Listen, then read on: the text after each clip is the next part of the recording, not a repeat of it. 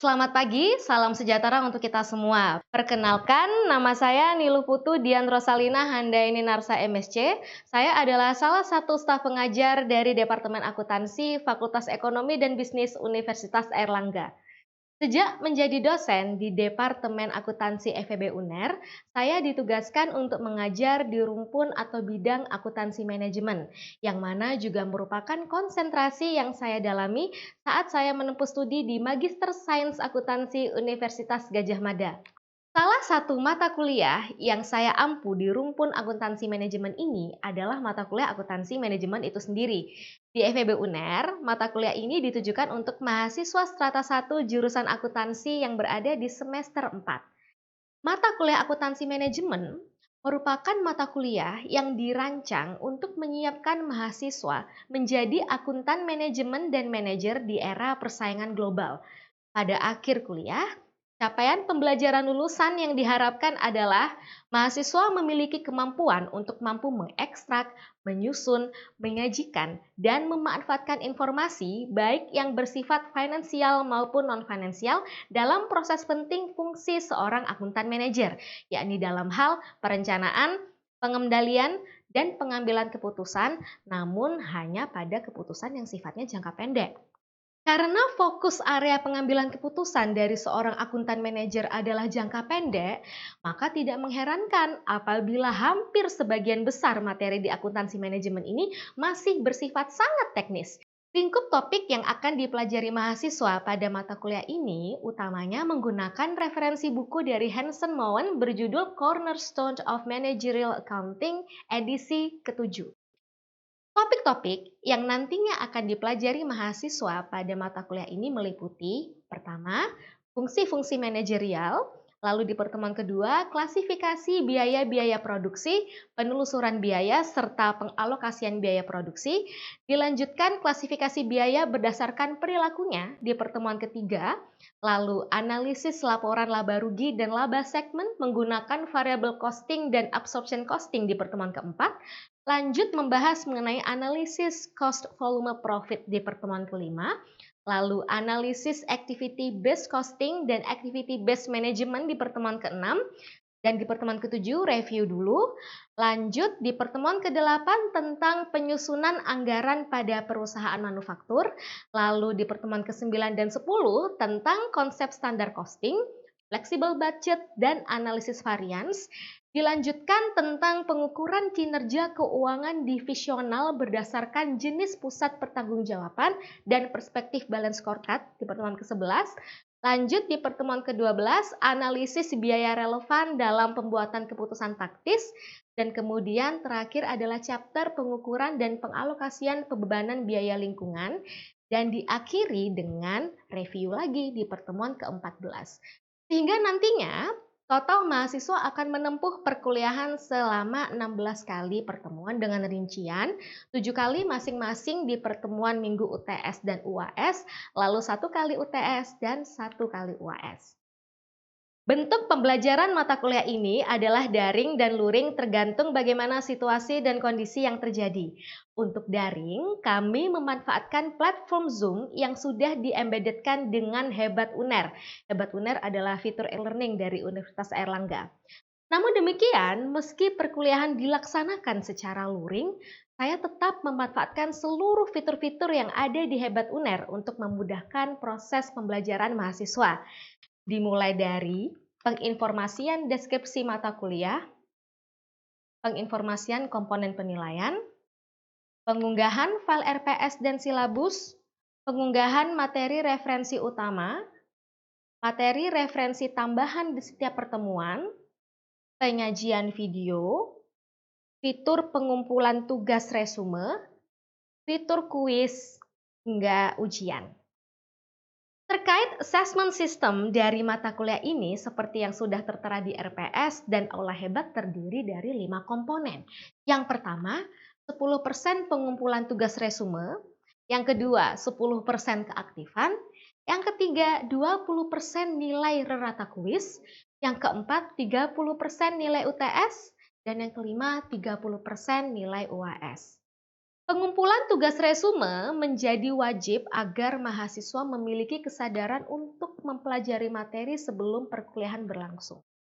Sedangkan terkait kuis, yang akan ditempuh nantinya oleh mahasiswa adalah total sebanyak 8 kali, yakni 4 kali di minggu UTS dan 4 kali di minggu UAS. Bentuk kuis dan ujian diberikan dengan pendekatan mixed method, di mana pengerjaan soal akan diakses dan dijawab via Uner Hebat, namun mahasiswa tetap harus hadir secara luring di kampus. Jenis pertanyaannya adalah dalam bentuk pilihan ganda dengan jumlah yang cukup banyak, namun harus dikerjakan dalam waktu yang singkat. Metode perkuliahan pada mata kuliah ini disajikan dalam bentuk klasikal dan fokus pada pembahasan kasus latihan. Hal ini dikarenakan kembali lagi sifat dari mata kuliah ini yang begitu teknis. Pada pembahasan kasus pun, saya selalu memberikan kesempatan kepada mahasiswa untuk menjadi pembahas. Selanjutnya diikuti dengan diskusi bersama. Kegiatan ini juga merupakan salah satu sarana bagi saya dalam memberikan nilai keaktifan. Inovasi pembelajaran yang saya lakukan pada mata kuliah ini adalah dengan melakukan post-test secara rutin di setiap akhir sesi perkuliahan. Hal ini saya lakukan karena saya menemui masalah di mana mahasiswa masih kesulitan dalam memahami dengan cepat konsep yang baru saja diajarkan. Selain itu, hasil kuis yang dikerjakan mahasiswa pun masih condong berada rentang nilai yang kurang memuaskan. Platform yang saya gunakan adalah Kahoot karena fiturnya yang begitu fun dan interaktif serta memaksa mahasiswa untuk mampu berpikir secara cepat dan tepat dalam waktu yang singkat. Kemudian bagi peraih 3 nilai tertinggi dari saya nanti akan mendapat nilai tambahan keaktifan. Setiap satu soal selesai ditayangkan, saya akan langsung membahasnya sehingga di sini terjadi redundansi penjelasan materi kembali. Setelah saya evaluasi, inovasi post-test via Kahoot ini ternyata juga mampu meningkatkan nilai rata kuis dan nilai ujian mahasiswa. Setelah ini, saya akan menampilkan video pengajaran saya untuk mata kuliah Akuntansi Manajemen pertemuan ke-10. Pembelajaran ini dilakukan secara virtual melalui platform Zoom yang sudah terembedded di Uner Hebat, dan saat itu dilakukan secara daring karena kebetulan gedung kuliah yang sedang kami gunakan dipakai untuk UTBK. Nah, pertemuan ke-10 ini nanti akan membahas chapter 10 dan 11 dari buku Hansen Mowen, yang mana capaian pembelajarannya diharapkan mahasiswa mampu menjelaskan konsep standar costing, flexible budget, serta mengidentifikasi hasil analisis varians.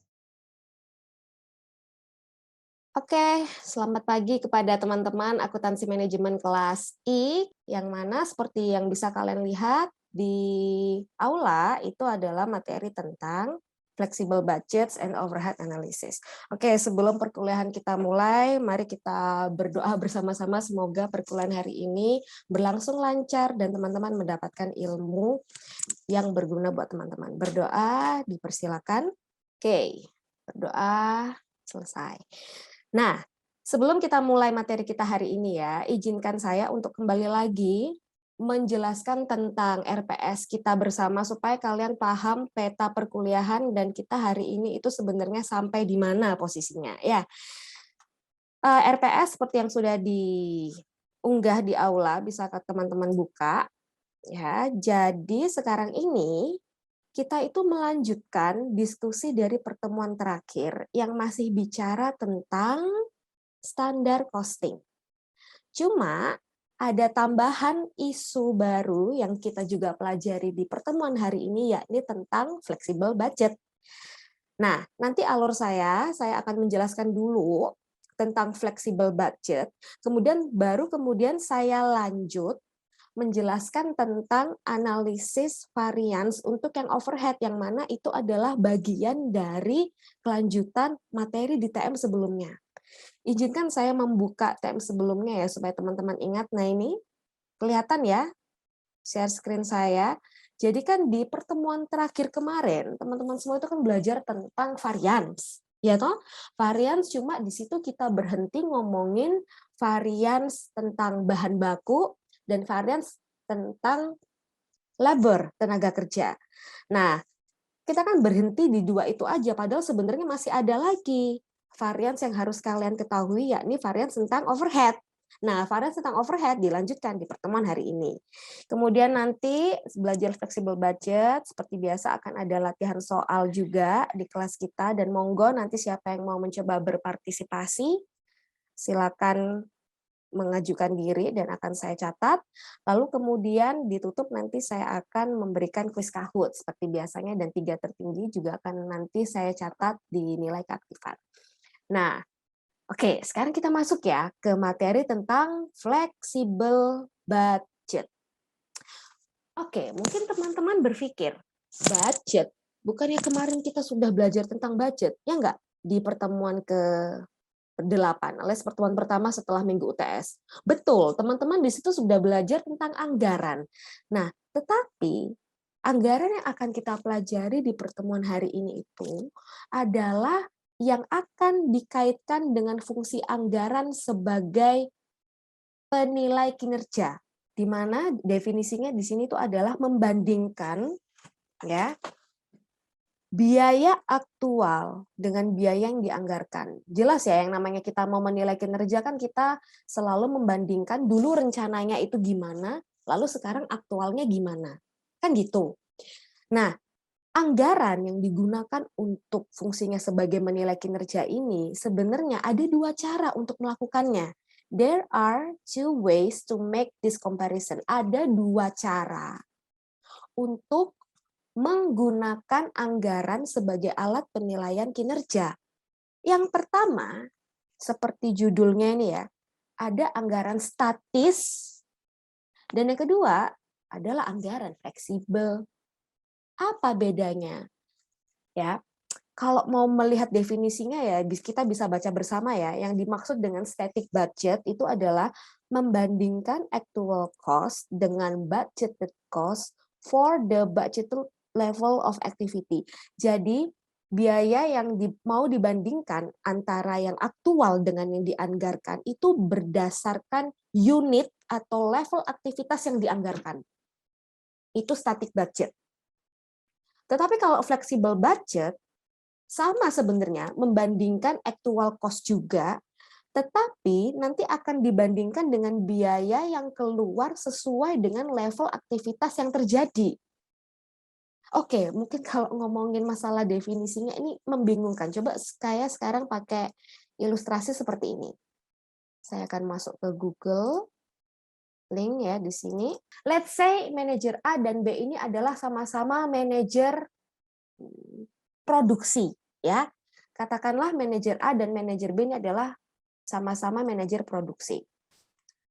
Ceritanya nih, manajer A dan manajer B sama-sama dianggarkan total biaya produksinya itu adalah 1.500.000. Oke. Kemudian kenyataannya, realisasinya, yang manajer A itu habis biaya produksi sebesar 1.600.000, dan yang ini manajer B itu adalah 1.350.000 katakanlah. Sekarang kalau misal saya mau meminta kalian untuk menilai kinerja antara manajer A dengan manajer B hanya berdasarkan input informasi biayanya ini, ya. Kira-kira manajer mana yang lebih baik kinerjanya? Manajer A atau manajer B? Manajer B, Bu. Betul, ya. Seolah-olah kayaknya manajer B ini yang lebih baik. Cukup nggak ya kira-kira kita hanya menilai kinerja antara manajer A dan B hanya melihat biayanya ini aja? Fair nggak ya? Enggak, Bu. Enggak. Mempertimbangkan yang lain juga.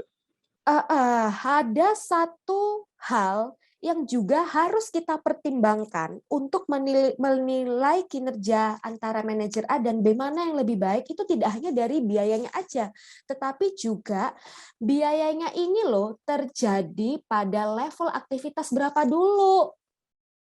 Itu juga kita harus tahu input informasi tersebut. Ya. Nah, yang barusan saya minta kalian untuk melakukan penilaian manakah yang lebih baik antara manajer A dan manajer B, itu kasarannya adalah kalau kalian menilai menggunakan yang static budget. Paham nggak? Jadi murni hanya membandingkan actual cost dengan budgeted cost tanpa berpikir sebenarnya cost itu terjadi pada level berapa. Sehingga seolah-olah jadinya ya pokoknya manajer yang mampu menghasilkan biaya lebih rendah itu kinerjanya lebih baik. Padahal kan nggak cukup. Hanya dinilai dari itu aja. Kita juga harus tahu cerita di baliknya. Biaya ini loh terjadi pada level aktivitas berapa. Terjadi pada kuantitas berapa. Nah, itulah kelemahan dari static budget. Oleh karenanya, kalau mau fair, melakukan penilaian secara adil antara manajer A dan B ini mana yang lebih baik, kita harus membandingkan actual cost-nya ini dengan biaya anggaran yang juga terjadi pada level aktivitas sesuai aktualnya. Kalau menggunakan flexible unit, flexible budget, the idea-nya itu adalah membandingkan nilai realisasi ini dengan nilai anggarannya, tetapi dalam unit quantity sesuai level aktual. Nah, ini yang manajer B. Sekarang, akhirnya setelah kita mencari tahu lebih dalam, setelah kita tahu dapat data seperti ini, berarti sebenarnya manajer A lah yang kinerjanya lebih baik daripada yang manajer B. Karena seharusnya kalau memang mau menghasilkan 170 unit, habisnya itu loh 1.700.000, ya. Yang manajer B, harusnya kalau memang mau menghasilkan 130 unit, habisnya itu cuma 1.300.000 lah, tapi kok ternyata dia malah lebih boros. Habis 1.350. Nah, inilah the idea of flexible budget. Cuma bukan berarti static budget ini dianggap jelek dan jadinya tidak bisa digunakan sama sekali untuk menilai kinerja. Enggak. Memang benar bahwa yang flexible budget ini lebih powerful dalam hal menilai efisiensi. Bisa dicatat ya. Sedangkan untuk yang static budget, dia itu juga ya somehow memang lebih banyak kekurangannya dibandingkan yang flexible budget. Tetapi kalau ngomongin dari sisi efektivitas, static budget yang lebih baik daripada yang flexible budget. Kita sekarang sebaiknya langsung aja masuk ke ini ya, contoh kasus bagaimana sih kita itu melakukan perbandingan nilai aktual dengan nilai budgetnya, sampai kemudian kita akhirnya menyimpulkan kinerja manajer ini favorable atau unfavorable. Nah, kita di sini punya data, ini sebenarnya data yang memang ada di buku ya, saya izin giniin, lalu saya akan masuk di Excel. Teman-teman bisa melihat bersama bagaimana proses saya menyusunnya ya. Ini saya izin delete dulu. Oke. Gimana? Gampang ya? Tentang static versus flexible budget. Sampai sini ada yang mau ditanyakan? Oke. Jadi saya asumsikan teman-teman semua mudeng dengan penjelasan saya ya. Nah, sekarang mari lengkapi pemahaman kalian dengan latihan. Ya, sini saya sudah menyiapkan soal berdasarkan data ini pakai static budget dan flexible budget. Jadi saya memberi kesempatan pada dua anak. Nah, satu mengerjakan static, satu mengerjakan fleksibel langsung di Google Drive ini. Jadi sekarang saya mau share Google Link ini ya ke kalian. Oke. Sudah terima semua? Ayo siapa yang mau coba static budget, please? Oke, Muhammad Ferdinand raise hand. Muhammad Ferdinand, kamu mau yang static atau fleksibel? Yang fleksibel aja, Bu. Oke, boleh yang fleksibel. Mas Ferdinand, saya akan stop share dan sekarang giliran kamu untuk share screen, ya. Share screen langsung ngerjakan di link Google yang sudah saya share. Kamu bisa masuk ke situ kan? Sudah, Bu, sudah. Oke, saya stop share sekarang giliran Mas Ferdinand untuk share screen ya. Ya, Bu. Kamu mau ngerjakan yang fleksibel, tah? Iya, Bu. Tadi Oke. saya pilih. Oke, kalau fleksibel berarti kan kita membandingkan unit di kolom budgetnya itu berdasarkan unit aktual yang terjadi toh. Berarti saya rasa harus 3.800 ya. Sama-sama 3.800. Oke, silakan lanjutkan. Oke, jadi untuk di kolom aktual kita murni hanya kayak kasarannya itu copy paste aja dari informasi di soal. Ini kita masukkan 6.800, 3.500, 4.200. Oke, material handling. Kok handling sih? Handling. Handling. Nah, dimasukin tuh 6.300 dan 2.600.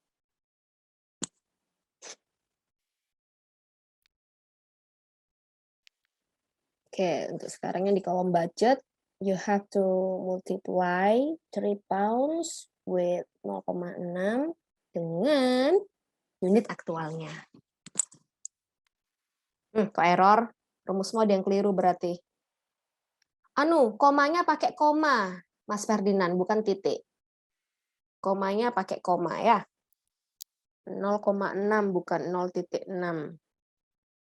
Rumusmu yang direct labor itu kayaknya ada typo. Kamu harusnya pakai tanda bintang kan untuk mengalihkan, tapi kamu jadinya mencet 8. Itu hasilnya 0,586 kali 3.800. Nah, ya. Oke, sudah. Sekalian analisis unfavorable dan favorable untuk fixed overhead-nya. Analisis untuk yang material handling dan depreciation-nya, Mas Ferdinand, kan belum itu. Oh, kamu ada yang keliru itu. Lihatin kolom anunya, budgeted-nya. Yang terjadi bukan 6.300 loh. Coba diperhatikan lagi soalnya. Untuk yang budgeted, yang materials handling bukan 6.300, tapi 6.000 berapa itu? Hati-hati baca soalnya. Ya. Oke, sifatnya apa itu berarti? Dan favorable juga ya. Oke. Sip. Good job Mas Ferdinand. Saya catat dulu namamu ya. Benar ya jawaban Mas Ferdinand bahwa nanti sifatnya secara total 180 unfavorable. Sekarang ayo gercep yang mau statik. Saya mau yang statik boleh, Oke, Bu. silakan Mas Syarfuddin.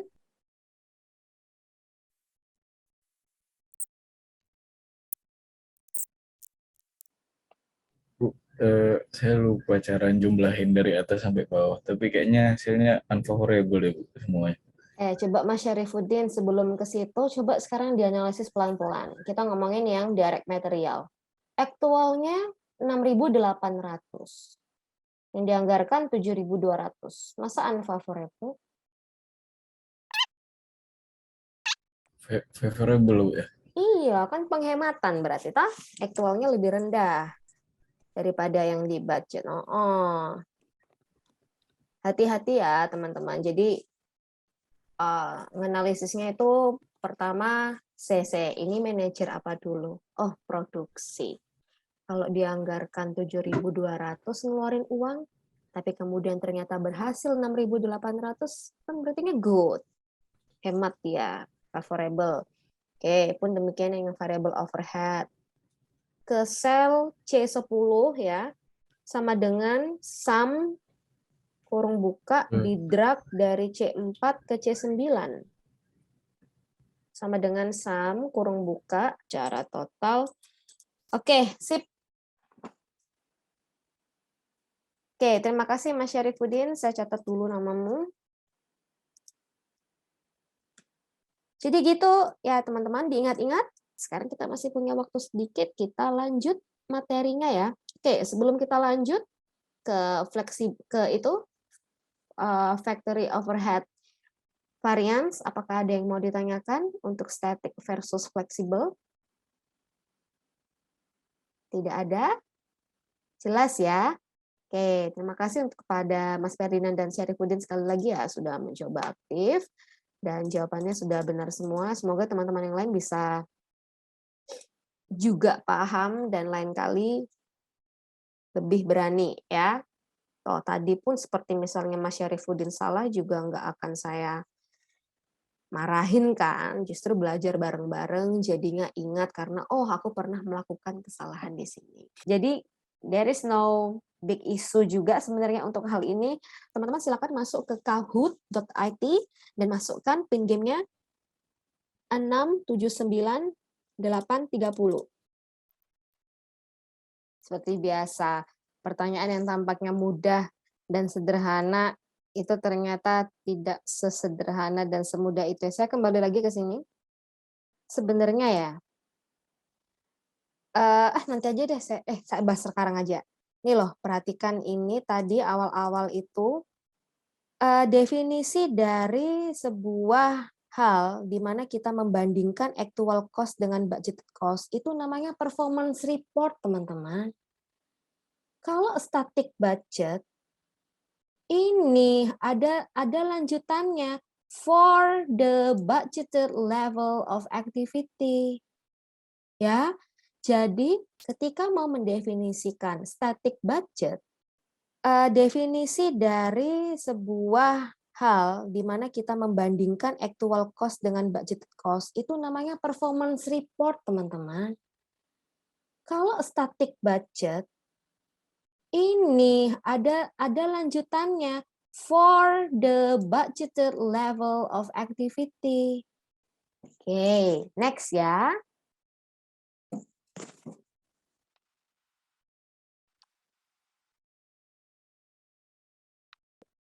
Ternyata juga masih banyak yang jawab keliru ya. Memang static budget itu merupakan salah satu dari performance report ya, tapi dia not the best. Bukan yang terbaik ya. Yang terbaik apa? Saya rasa yang paham tahu jawabannya. Saya next.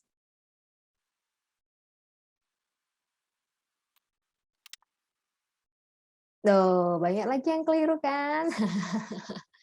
Hey, kalau yang istilahnya variance volume dan variance spending itu overhead yang fix.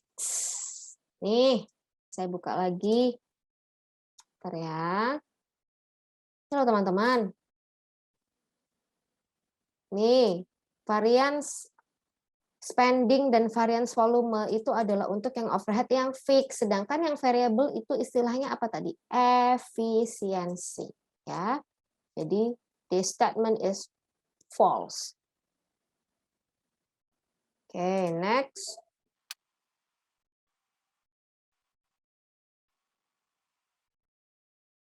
Yang merah itu jelas salah karena ada yang lebih baik dibandingkan statik. Yang biru itu salah karena kalau kalian lihat di sini for a range of activity levels itu adalah definisi untuk flexible budget yang before the fact yang tadi saya bilang itu loh. Itu jadi adalah flexible budget. Jelas yang biru itu adalah flexible budget. Yang kuning itu juga salah. Ini kan pertanyaan pertama kalian tadi. Ini adalah definisi dari performance report. Jadi yang paling benar adalah yang hijau. Is prepared for a particular level of activity. Iya benar, karena static budget kan dibuat hanya dari satu unit berdasarkan satu level aktivitas aja, toh. Nggak dibuat berbagai macam level kayak yang fleksibel. Ya kan? Jadi yang hijau yang benar. Oke, 3 tertinggi ya.